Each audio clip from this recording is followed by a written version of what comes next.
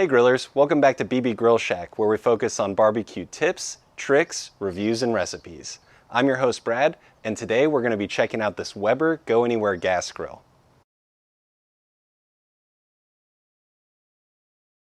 Hey guys, before we dig into this review, I wanted to ask you for a favor, and that favor is to subscribe to my channel.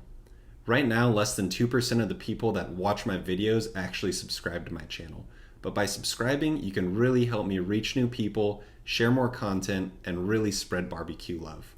So go ahead and click the link below to subscribe. It costs nothing, it's free to you, and it really helps me out, and I'd really appreciate it. This Weber Go Anywhere gas grill is really cool. It's really portable. It uses 1-pound gas cylinders, and we got it last week for a trip that we took on a pontoon boat, and we were able to use it and even build it on the boat. Let's go over a few of the specifications from Weber. They say this thing will hold 6,500 BTUs on a continuous basis. They also say it'll hold 6 burgers, and the measurements are about 14 inches deep, 12 inches tall, and about 22 inches wide. I checked out the reviews on Amazon for this, and they're mostly good, except for the fact that people didn't like the new grate style because it's hard to clean. Weber says on their website that it's easy to clean. I've only used it once, but it was with some really sugary marinated chicken breasts. And as you can see, the grate is pretty dirty.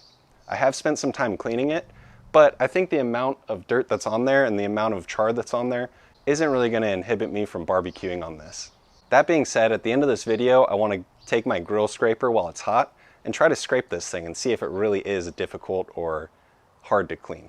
Some of the things I like about this grill straight from the get-go is it's easy to set up. So we built this without any tools on a pontoon boat. You probably need a Phillips head screwdriver. We were able to get away with a pocket knife, which worked out well, but when I got home, I definitely tightened the screws down with the Phillips head. There's only 3 screws you need a Phillips head for, and everything else is clips and wing nuts, so you can definitely do all of the mandatory parts by hand.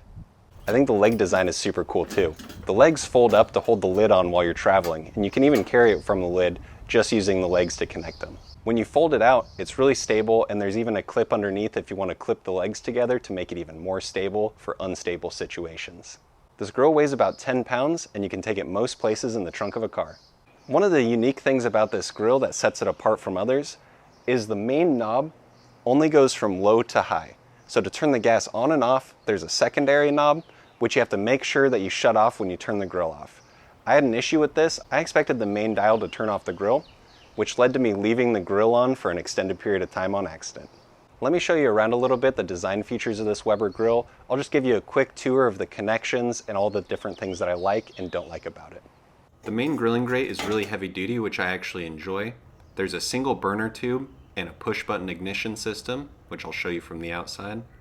Most of the major components are held on by wing nuts, which makes this really easy to build in the field and maintain. The ergonomic plastic handles really help protect you from the heat, and the legs don't even fasten in, they're just springed in, which I think is really cool. The propane valve is held onto the gas tube with a C-clip, which is another simple design, and it goes from low to high with the secondary valve for on and off. Now that we've talked about some of the design features, let's go ahead and do a 5-minute heat test on this thing. So I'm going to crank it to high, do a temperature before and a temperature after 5 minutes, and I'll let you guys know what it looks like.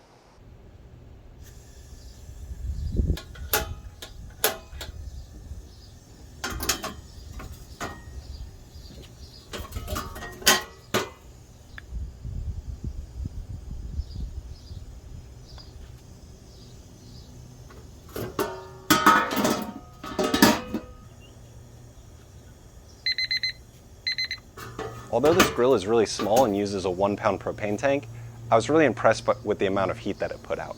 I think that's mostly due to the porcelain coated steel that they use for the top, bottom, and grate, which hold a lot of the heat that the burner puts out. I also wanted to test out some food on here to show you guys, so I'm going to cook up a frozen beef patty to make a burger. I'm also going to put the bun on there, and so we can see what the sear marks look like, how well it cooks, how long it takes to cook, and things of that nature.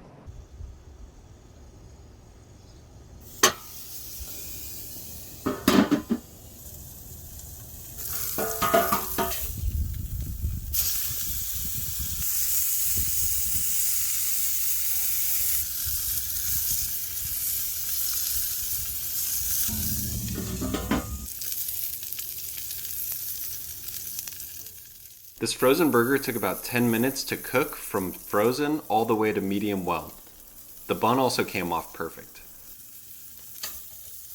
The cheese didn't quite melt on this burger, but I've experienced that same issue with this same cheese before, so I don't think it's the Weber's fault. I think it's the cheese's fault. Alright guys, it's time to taste test out this burger and see how that little Weber did.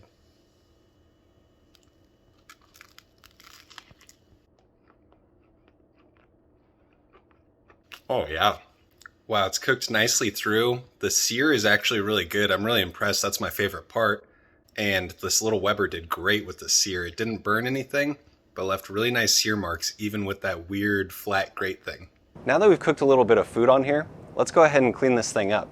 The reviews on Amazon and on the Weber website said that the biggest issue people had was the porcelain covered steel grate was really hard to clean. So I'm gonna go ahead and try it out with my grill brush and we can check it out together. I went in on this Weber for 1 or 2 minutes with my grill brush and I didn't really have any major issues getting the grease or char off. I want to show you guys the results and you let me know in the comments whether or not this is an issue to you. This grill also doesn't have a grease trap, so it's really important to take the grate off and clean out any char or grease underneath the grate. This is going to help prevent fires in the future and help maintain your grill for future use. Well, for under $100, I think this is a really cool grill. I'm happy to have it in my repertoire and I'm definitely going to be using it all the time.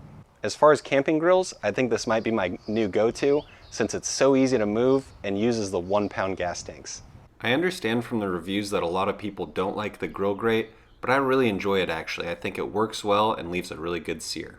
Thanks so much for sticking around this week, you guys. I really appreciate the support you give me and all the views that you give me and all the comments you guys leave below.